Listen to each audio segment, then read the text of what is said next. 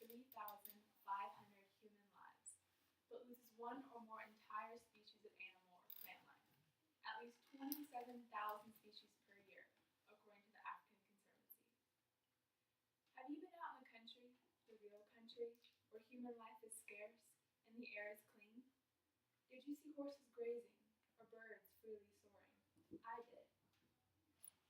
I was in Virginia, in this enormous open field full of horses, full of blades of emerald-colored grass and puddles of fresh rainwater.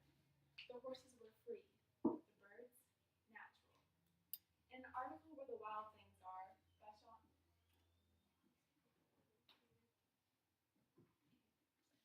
by Sean McComber, the Audubon Society states that, varied as his horses are, however, they're united in their desire to be free. There are the tamed and the untamed horses. There are the horses that are sold and bought, and those that are left in the wild. While it is in our human nature to care, sometimes wildlife should be left to Mother Nature and or God. I became interested in this topic due to the habitual watching of planet Earth. The pixels are magnificent, the sounds, music, and the animals breathtaking. Watching the circle of life unfold before my eyes is something I can never forget. I wished in that moment, in front of a man-made box full of color, that I were there, in nature, those exotic animals. I began to think, why don't I see this in real life? Where is this place where life pours out untainted? So I began to research wildlife. This led me to the darker side, the side that isn't seen. I saw the cruelty, the abandonment, the killings, the greed, and the life being drained. I'm here before you to tell you a story about the rarely seen life that surrounds us, the animals that are neglected instead of flourishing. And I hope, at the end, you will be surged with the need to change the world and help the creatures living in it. Here's a fact. The greatest threat to animals is ignorant people. Wildlife should be preserved, not sabotaged by the greedy hands of humans. Exotic animals are meant to be free, not caged. Wild animals should stay wild. In this quote from Macomber, he states, "There's a palpable cloud of apprehension, gloom, and fear in the backseat, where a variety of rehabilitated birds rested 3 wooden boxes, while the human beings in the front, aware what lies ahead, glide along in infectious joy." This is where the story begins. When you take those wooden boxes out of the van and into another box, except it's larger and a rehabilitation center, attachment is something humans can't afford. Those birds should be there because they are endangered or maltreated, not for show, and not for money.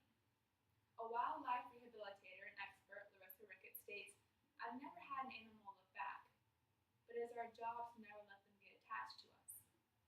Whenever you release, you think there's going to be this big, born-free glory moment where the animal gives you some sort of recognition, but it's never quite like that.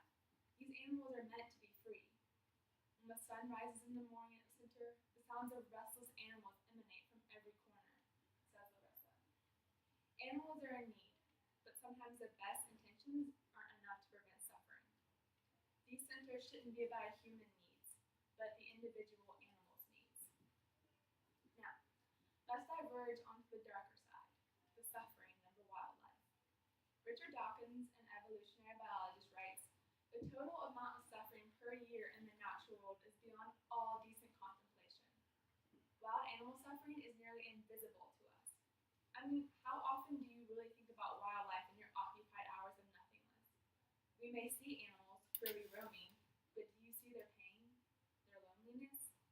Thomas Hobbes, an English philosopher in the 16th century, writes that life in the state of nature is solitary, poor, nasty, brutish, and short.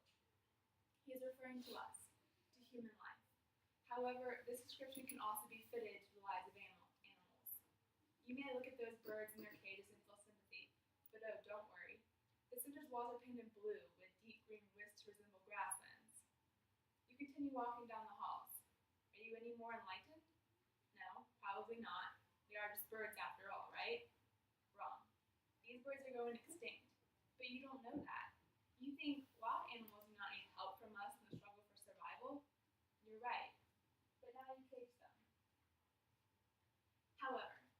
another side to the story, my opponent's side. He claims that animals to a degree do need our help. For example, large wildlife parks and rehabilitation aquariums provide a shelter and a safe place to heal. Instead of these animals such as foxes, bears, tigers, sea turtles, and eels being captured for show, they are being shown generosity by the touch of human hands. Once rehabilitated, these creatures will be released into their natural habitat. So if I must concede somewhere, I will concede here. It seems a cage is not just a cage after all, but a halfway point for recovery, and a change for humans to do good in the world. There's a short transition story I want to tell you all. It's the famous starfish story. Have you heard of it? Well, it goes something like this. An old man is strolling along the beach and sees a woman tossing a starfish into the ocean. He stops and asks, "Excuse me, miss, but why are you wasting your time? There are thousands of stranded starfish on this beach. Are you crazy? You can't possibly help them all." The woman paused for a moment, thoughtfully looked at the stranger, and then down at the starfish she cradled delicately in her hand, before turning away and gently tossing the starfish back into the surf. Looking back at the stranger, she said, "Sure made a difference to that one." I understand this doesn't impact you. You think wild animal suffering challenges your perfect romanticized view of nature. You don't want to think about those animals being chained to fences, neglected food and water, or being left into an inch of their life. I have a question for you. Do you visit zoos? Are you one of the 700 million people who visit worldwide who visit zoos annually? Some zoos can be considered educational or conservative, but to an animal, they are a prison. Did you know that birds born in a cage think flying is an illness? Do you still want to visit a zoo? I know that you have far greater problems that lie in the present and in the future, and that you simply disregard the notion of cruelty being brought upon animals. However, animals have a conscience too. Old Martin Moon, in his journal on the ethics of wild animal suffering, leaves us with an image. If we imagine that from now on, animals emitting a red light every time they suffered, then from space, Earth would no longer be a blue planet, but a red and glowing one. So now you see those birds differently. Now your fingers itch to unlock the hinges and see them use their majestic feathers spread and soar. Okay, so you've changed. But what about everyone else out there? There's also the internet you have to change. Enlighten. Did you know that according to Rachel Newer's research, she found that the internet allows the illegal wildlife to thrive as never before? The trade is the 5th largest contraband trade, ranking just after narcotics. The World Wildlife found that 52% of wildlife populations around the world have disappeared since 1970. Animals are being sold, bartered, and killed for their precious skin or tusk. Why is it that people feel the need to buy exotic animals? In Lauren Slayer's article, Wild Obsessions, she states, for some, it's the need for love and company, or others seek wild animals as pets to reconnect with the natural world. Many exotic pet owners take pleasure in possessing an animal that has for hundreds of thousands of years refused the saddle of domestication. They take the uncivilized into society, and doing so assert their power states later. So now you are outside the center with a cage full of birds, and you have no idea what to do. What do? You set them free. There's a man named Tim Harrison who understands what you are going through. He too once owned exotic pets such as wolves, bears, and lions. Oh my. However, he gave his animals away one day. He set them free, and this is why. He went to Africa. He drove over the open plains and grasslands, and he can remember all these years later the giraffe's long lope, the lion's hypnotic canter, the elephants sucking up water for their trunks and spray themselves with their glides hissing, their hides glisten. Harrison gazed upon these wild animals, and he says it was as if his eyes had been blistered shut and were suddenly opened as he witnessed these mammals moving with profound harmony with their environment that you could hear it.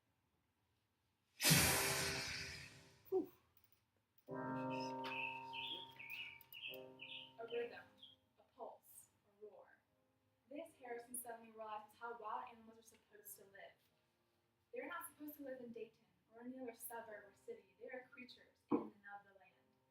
give them anything else seems suddenly very wrong. The threat of punishment means nothing to criminals who capture these wild animals. Their natural order becomes altered. Of course, once wild animals have been domesticated, releasing them would be cruel. These majestic creatures have been tamed to an unfamiliar environment, and then to let them go usually leads to their death or starvation. That sound that you just heard of the bird, you don't hear that in those rehabilitation centers. That's what they're supposed to sound like. That's music. Tim Harrison's right to let the wild animals go, but in the end, he shouldn't have captured them at all. While this is only an overview of the endangered species out there, there are far more than I had mentioned, I'm afraid. This is just one story out of thousands, maybe millions of animals in captivity. I would like to remind you of something someone much more intelligent than I wrote perfectly. In the end, what we learn from exotic pet ownership is that when you take the wild out of the wild, you eradicate its true nature and replace it with fantasy. The fantasy being ours. We humans, the animals that once them most, and the least tamed of all. Wild animals should stay wild. After all, you can take the animal out of the wild, but you can't take the wild out of the animal. I now ask you to open your eyes, not physically, but metaphorically. Step out of the center and see reality, see truth and beauty, and become enlightened with knowledge. The knowledge that wild animals should not be in captivity, but like the Virginia ponies, free to roam and gallop against the wind, against the tide of human greed.